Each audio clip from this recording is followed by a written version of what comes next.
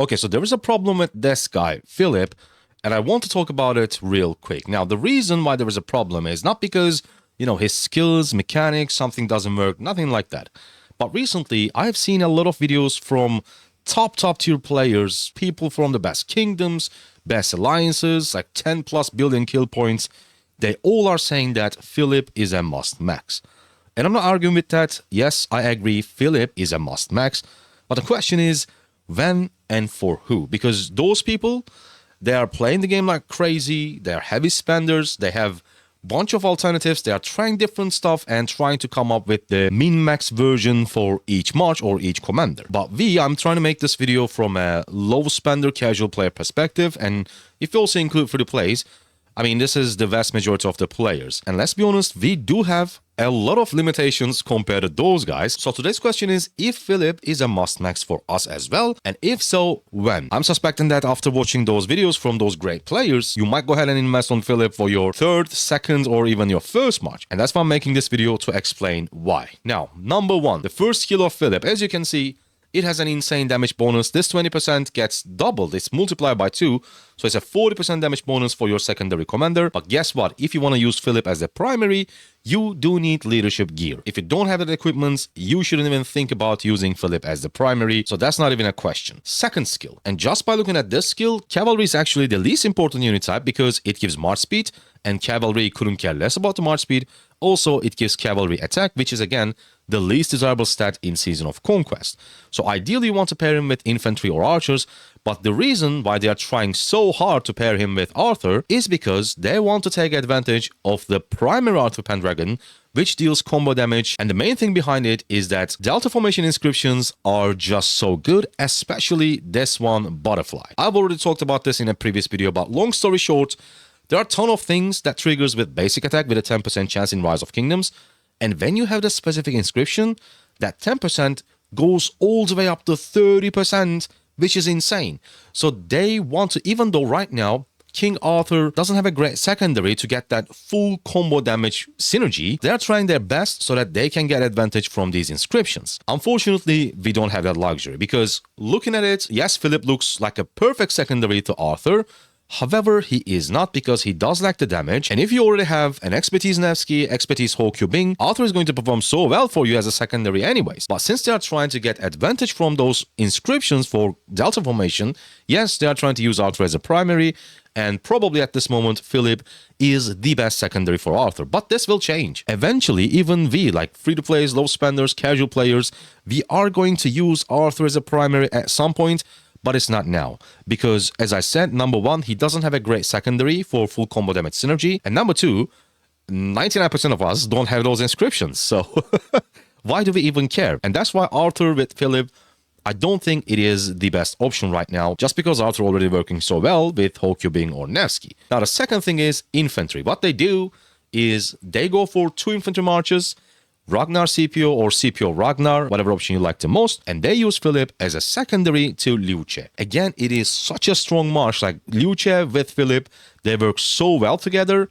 However, then the problem is, from a free-to-play, low-spender, casual player perspective, there are already a ton of great options for Liu Che you most likely do already have, which could be CPO Prime, William Wallace, Alexander the Great. If you don't have any of those, yes, Philip is going to be really good, but as I said, most likely you do have at least one option to pair with your Liu Che. Now, the last one, and probably the most ideal one, is pairing him with an archer commander, because, number one, archers benefit most from the march speed, and also Philip gives health for archers, which is the best thing that he gives with the second skill. But there are more things, specifically the expertise. What Philip can do is that there is a 40% chance for him to trigger his own active skill and a 20% chance to trigger the active skill of the other commander. And if we take a look at the best 2 options when it comes to archers and pairing with Philip, it's Zhuge Liang and Ashurbanipal. Of course, aside from the march speed and the tankiness, the health stat, if we take a look at the 4th skill of ZL, every time you use an active skill, you either get the Marquee effect. If you do already have the Marquee effect, you deal AoE damage. Or if you take a look at Ashurbanipal, bro, that's Gilgamesh. Oh my god, that's Sargon. Damn, finally. If we take a look at his expertise, he provides a 4-second bonus, a random bonus, one of these, every time your troop, your march, triggers an active skill. And of course, since there's a chance for Philip to trigger active skills again, the synergy between Ashur and Philip is just so good. And on top of that, again, I'm repeating myself, he provides the march speed and the health stat for archers. But the problem about archers is that if you watch I think one of the latest videos, I kind of try to explain why multiple archer marches is not the best for casuals or low spenders, whatever. But I will go over it again real quick. They are slow, they are squishy, and they get targeted super fast. And because of those reasons, I think archers should be one of the last troop types that you should go up to 2 marches. However, the reason why I keep saying 2 marches is because, yes, ZL is amazing and Philip works so good with him, but you also want, if you're going to invest on an archer march, you also want this incredible debuff by Hermann Prime. The only downside about this debuff is it obviously, with the poison effect, it increases the skill damage taken of the enemy, and for a while we do have smite damage, now we do have combo damage, so the number of skill damage commanders are slowly decreasing, but by a large margin, it is still the main damage type that we have in the game when it comes to open field fighting. So if you do want both Zhuge Liang and Hermann Prime, what you can do is you can go up to 2 marches. Hermann, Ashurbanipal, then ZL and Philip, or you can still use ZL and Hermann and pair your Philip with Ashurbanipal. But as I've explained on the best marches video, archers are super demanding. And when I say demanding, yes, they deal a lot of damage, but the thing is, since they are slow and squishy and they get targeted so fast, they're going to cost you a lot of resources. But more importantly, if you want to get the best out of your archer marches, and as you can see, I don't have it, you want to have tier 5 boots so that you can get extra 10% movement speed. You might be thinking, like, is extra 10% movement speed that important? For archers, yes, because when you're out of position, if you're using a cavalry march, you just press R, you recall them, and they just run so fast. But for archers, it's not the same. They are slow, they're squishy. When you're out of position, you will most likely get sad-faced. And yes, again, I'm repeating, even though they deal a lot of damage, they also take a lot of damage, and they will cost a lot of resources. So resource-wise, they are demanding, and also equipment and blueprint-wise, since you want these tier 5 boots for extra 10% march speed as fast as possible, they're also demanding in that department. So I don't think even with the hype around Philip, you should just take a step back and think if you do have that luxury to invest on this commander, because yes, it is a luxury commander.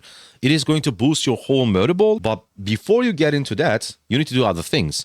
You need to have your damage, you need to have your efficient marches, because as free to play, low spender, casual players, we don't really care about dealing maximum amount of damage. We do care about efficient marches. And again, his first skill, it gives like a really good buff up to 5 nearby allied or friendly troops. But just by looking at this, you do already want to have your 5 marches ready. Let's say you do have 4 marches and your 5th march, you can start using Philip. I guess the earliest that I would invest on Philip will be my 4th march, and that is the earliest. And I will probably, instead of going up to 2 archer marches, I will go up to 2 infantry marches so that I can pair my Philip with Liu Che. Then I do have good combo damage inscription. Then I can think about using Philip as a secondary to my Arthur. But probably, from my perspective, until I get those inscriptions ready, we will already have a great combo damage cavalry commander, open field cavalry commander for Arthur anyways. So I won't even need to use Philip most likely, because that is a future project for me. I cannot just spend a ton of money and get those inscriptions in like couple weeks or couple months. It's going to take me quite a while, and until that time, I think we will have that cavalry commander ready. So Philip most likely will be paired with, if we go up to 2 archer marches, probably be a secondary to Zhuge Liang or Ashurbanipal. Hope you guys liked it, hope you guys enjoyed it. As I said, yes, Philip is a great commander, yes, he's a must max, but the thing that you need to pay attention is that when it is a must max for you, because it's not at this moment for everybody. Hope you guys liked it, hope you guys enjoyed it. I see you on the next video. Subscribe for more Rise of Kingdoms content, and goodbye.